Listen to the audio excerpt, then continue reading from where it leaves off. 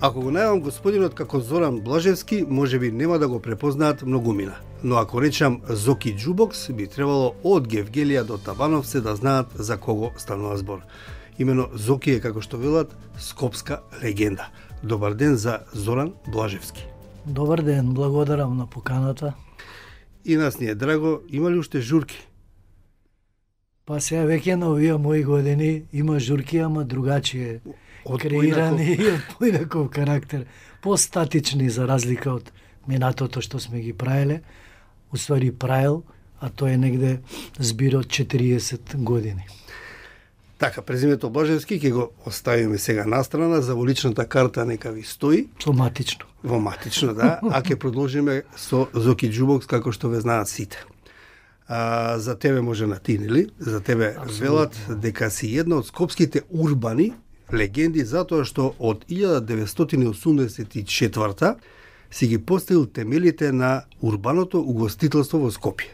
Од рандеву во Чаршија, па преку МЦМ и до Џубокс, а сега си во, како што не го сакаш зборот пензија, туку мирување. Мирување, да, мирување. Так. Тоа значи дека може во секој момент нешто да ме изненади поволно или некој ангажман кој што е поврзан со мојата многогодишна професија, нели?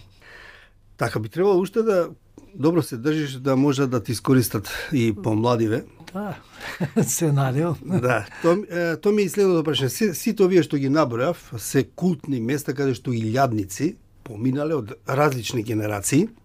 Што е тоа што те правеше и се уште те прави различен од другите? Прво висината, да се нашалиме, нели? Па не случајно ми е Зоки Малиот.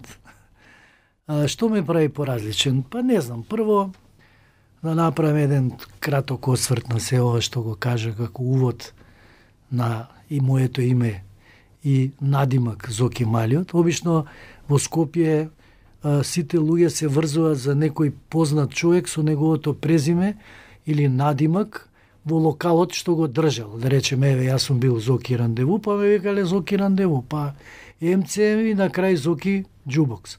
Сега Џубокс е нели по препознатливо, бидејќи опеано и у песмата, но ќе дојдеме и до тоа.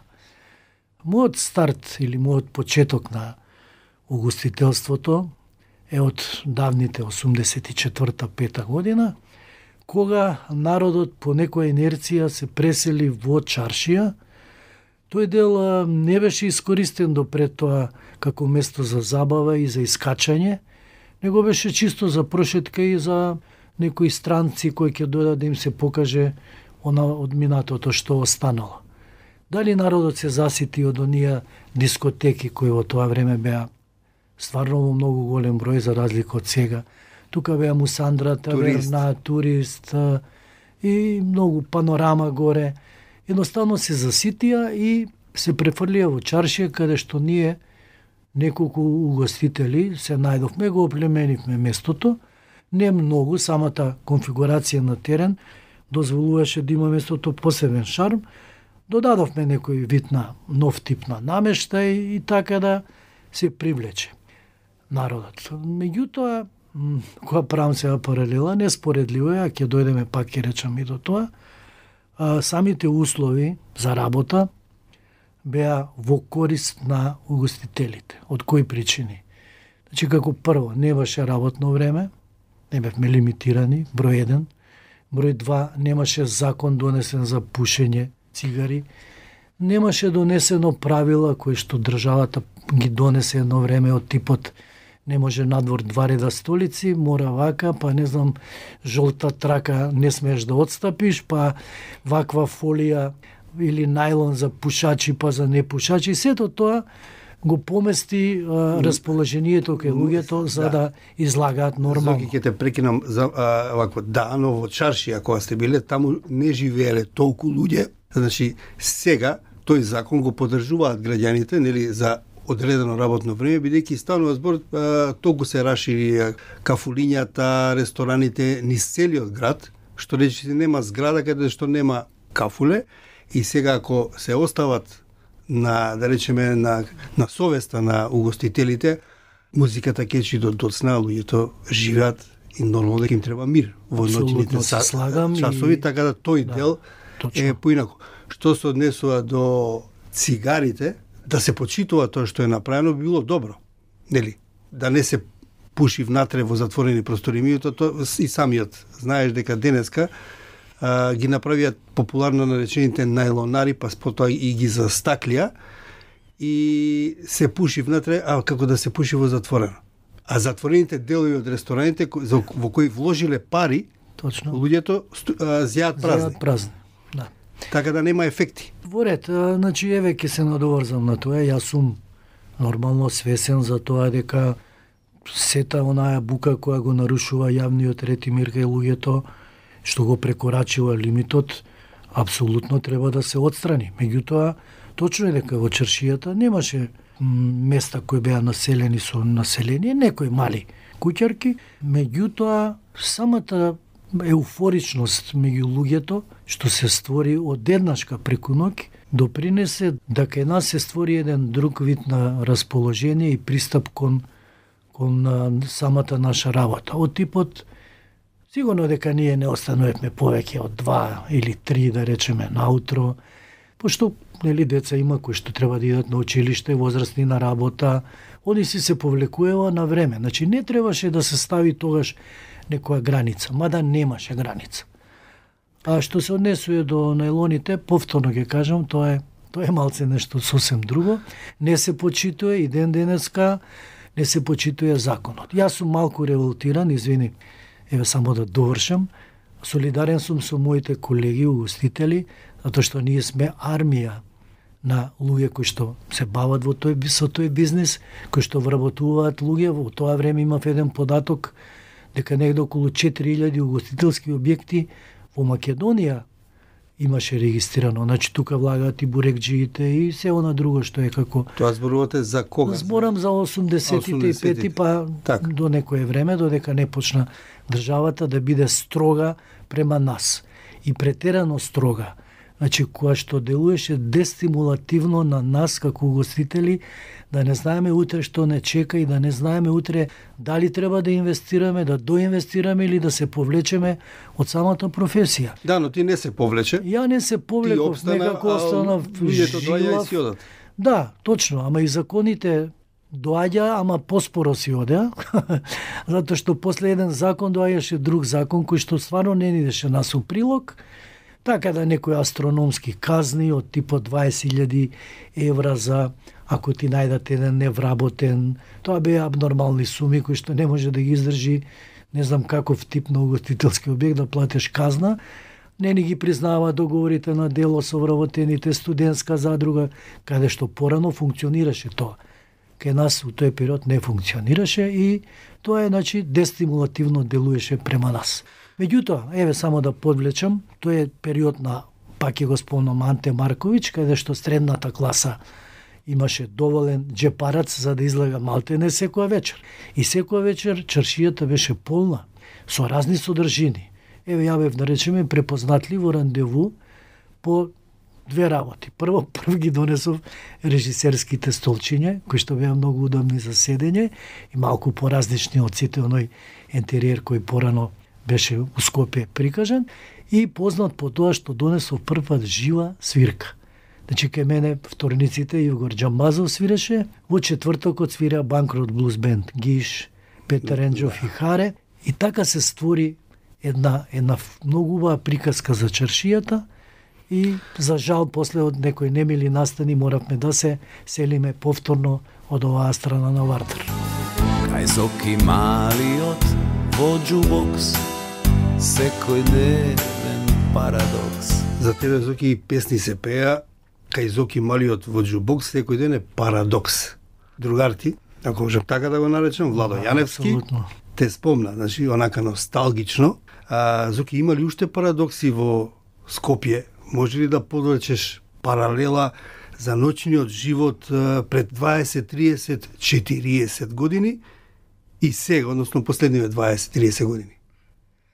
Ако ја повлечам паралелата, ќе биде многу долга и ќе нема крај. Накратко. И овој муавет наш, не знам, ќе се провлече со сати. Значи, јас во неколку интервјуа истото сум го кажал. Неспоредливо е од причини што Нели, сега младите другачие растат, другачие живеат, другачи ми е односот кон кафаните. Тогаш беше сосем друго. Значи имаше пристап, имаше комуникација, за разлика од сега нема. Еве сум го спомнал у многу ситуации, значи ја како угостител и како човек кој што го менаџирал просторот, сум имал можност да го надзирам забавата еве на една вечер како се одвијала. Значи доаѓаат девојки, момци, млади, па имало дружење, па млади дечкото ќе приде на девојката и обратно. Било дружење, била веселба. Значи ние искачавме да се забавуваме. Сега тоа веќе ја не го гледам. Сега се забавуваат, за жал, со мобилни телефони, со некоја еуфорична бука, трчање, викање. За мене е тоа малку страно и затоа велам паралелата е сосем другачија. Значи, никој на никого не приоѓа, се групираат сурија од млади, ги гледам, 7-8 машки вамо, 10 девојки од таа страна си дофрлаат, немаат меѓусобна толеранција и комуникација. Да не зборам танго. Сега на никој да му кажеш пример, зашто не си ја поканил девојката на некоја забава, танго. Мислам, ќе те гледа бледо и за него е тоа стран збор. А камоли контакт? Што би значило тоа? А нашиот контакт за некоја почетно стварање на интима било тоа, нели? Журка правиш, па ќе придеш на девојката, па танго, ќе кажеш неколку збора. Други времења, меѓутоа, нели, затоа го подели веднаш, ка реков, други времења. Да, кога спомна ли се групираат, ти си од Девармало, живееш во Девармало, го познаеш тоа место. Ти на крај краишта ти си дечко од Предванила. Секој ден, нели, некој слави роден ден и тие скопски приказни од тоа време. Ти и турбофолкот сте скарани? Па турбофолкот, хеви металот и до некаде и рапот. А техно? Ма не станува збор за тоа. Добро, како тоа ми врши притисок на уши и јас сум. Како доживуваш тоа? На времето имаше Корзо, познато Корзо Предванила. Дури и мене родителите ме пуштија еднаш два пати, па бев го доживеав тоа многу кратко до душа, ама сепак го имам видено. И она што сега се случува во Девармало, ги спомна на крајот преска групите од млади. Тоа е чудно, едно викање по улиците, нели? Не се, они одат со мобилните во рака, меѓутоа како да кажам, голема бучава агресивност. Од каде таа агресивност сега кај младите? Па не знам, јас повторно ќе го повторам тој збор. Мислам дека нова технологија на комуникации го направи сето тоа да изгледа така. Значи ние после завршување на часовите од гимназија масовно се упатувавме на кај Ванила, нели пред ГТЦ или пред Пелистер, зависи, и тука беа првите контакти со некои луѓе од друга гимназија, пријатели, познаници, кај што се договаравме каде ќе одиме вечерта или како ќе одиме на роден ден. Че сето тоа имало блискост. Сега тоа го нема. Сега тоа јас не го препознавам кај луѓето. Еве, правиме алтернатива. Ние сме Ванила, овие се Силбо. Значи, они се собираат таму. Меѓутоа, па ги гледам. На растојание од метар се меѓу себе, они со телефоните комуницираат, а не лично да му приде некој и да комуницира и да се договорат за било што. А забавите, типот на забавите по кафулињата сега, нели, читаме носто по билтени на МВР, на полициски билтени, многу тепачки, па и ножеви. Сега не велам дека во тоа време порано дека немало такви случаи, меѓутоа ова што е денеска веќе загрижувачко и медиумите многу пишуваат, таа агресија, на што се должи? На премногу алкохол, на дрога, на... Да. Еве, ти спомна, ме повлече за јазик, што викаат постарите. Значи, токму тоа. Значи, и наше време имало инциденти, ама не од тој тип и не во тој размер. Зашто се тепавте за девојки? Значи, па повеќе за некое недоразбирање, баш така, за девојка, да се покажеш по-фраер, така малско, ќе ти дојде некој друго мало, некоја девојка да ти ќари од мало, или на Корзо некој настан, или на игранки. Ама тоа било многу ретко. Сега, два фактора. И тогаш се пиело алкохол. Не до таа мера, можеби, ама пиењето на алкохол другачи се манифестирало. Значи, желба за играње, желба за приоѓање, желба за расположение, за пеење. Сега тоа го нема. Причините се следни. Јас мислам дека дрогата е навлезена длабоко кај младите, која шири тоа е општо познато, а таа зависност ги тера младите да бидат агресивни, пасивни и не знам тој бран како ќе се сопре. Нема вечер да не прочитаме посебно за Скопскиот парк, дека некој обично се тоа малолетни деца, добро има и постари, каде што групи ги пречекуваат, им го зимаат мобилниот телефон, пари, ќе го истепаат на некој начин, да не видам груп сега.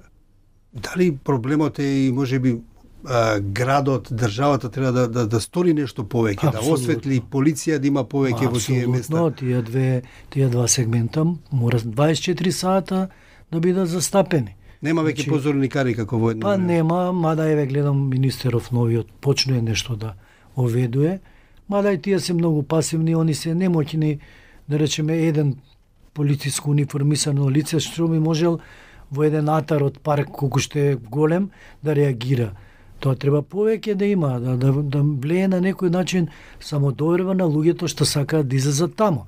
А да не збориме за техничкиот момент кај што не е осветлено, кај што е полно со некоја трева нешишана, кај што има, не знам, езерцето загадено, па прљавштини, ѓубриња, тоа да не зборам. Значи, тоа треба да се елиминира, али заради безбедноста на младите кои што сакаат таму, поготово летно време, треба монстоп да има некои дешавки, да има свирки, да биде тоа осветлено, озрачено, со пријатен звук, со пријатно осветлување, да има манифестации, едноставно за да децата млади заборават на тоа. Заборават. Сега ништо паркот не нуди. Нема ни Луна парк. Значи нема ништо. Има една школка, што ја викаат школка, кај што има настан од настан до настан, тој не ги задоволува потребите на младите, зашто еднашка во месецот има случка и ништо повеќе. Така сега младиве, повеќето од нив се уште читаат за Зоки Поки, меѓутоа не знаат за Зоки Поки. Кој е вистинскиот Зоки Поки, нели ликот со кој и мојата генерација растеше, и ние тогаш за волја на вистината не знаевме дека авторката на книгата, Оливера Николова, е напишала за тебе всушност. Вака, сега јас исто во многу пригоди сум знаел да се пофалам ради тоа, меѓутоа тоа за фалење? Па на некој начин се чувствувам горд. Меѓутоа само сакам да некако да го заокружам тоа. Ме викале често пати во некои училишта кај што им била зададена како лектира, поготово на второделенците, да бидам присатен.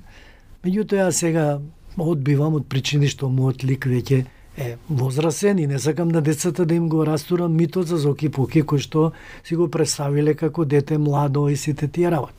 Меѓутоа наоѓаме заеднички на јазик со наставниците, па правиме другачија некоја кореографија во сето тоа. Меѓутоа само сакам да дадам една целина на сето ова. Значи, јас сум бил многу темпераментно дете.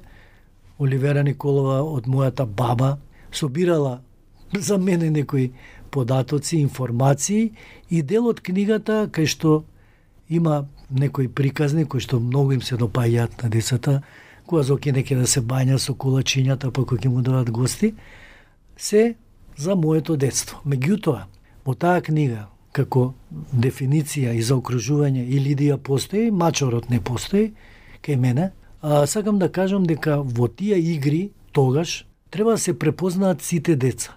Значи, истите игри сме ги играли, нели, челик, народна, овие генерации не играат. Не зборам за тоа време. И, значи, сите сме Зоки Поки и сите сме Лидии. Так. Значи, така би го заокружил тоа. Не е само за една лично Зоки Поки, него многу Зоки Поки се во книгата. На Зоран Блажевски му благодарам за тоа што ни дојде на гости во подкастот Зошто, а на Зоки Малиот или Зоки Џубоксо на последниот надимак, што е останат, му посакувам добро здравје и уште многу скопски журки, мирни, помирни него порано, па да се гледаме низ градов. Благодарам уште еднаш кај поканата и се надевам дека допревме малку до младите и малце ќе треба да се позамислат како другачи да се усмерат и да се ги осмислат нивните излагања и забави, за да на крај кога ќе се отидат дома бидат полни со себе, а не бидат полни со буреци и со не знам пропуштени позиви. Ти благодарам многу, а вие почитувани слушајте не. Следете го подкастот Зошто на Слободна Европа и на Spotify, YouTube, Apple и Google Podcast. Кликнете на Зошто и давајте ни идеи и теми кои сакате да ги слушате, а ние ќе прашуваме преку нашите социјални мрежи. Поздрав од Дејан Балаловски и Зоран Ќука.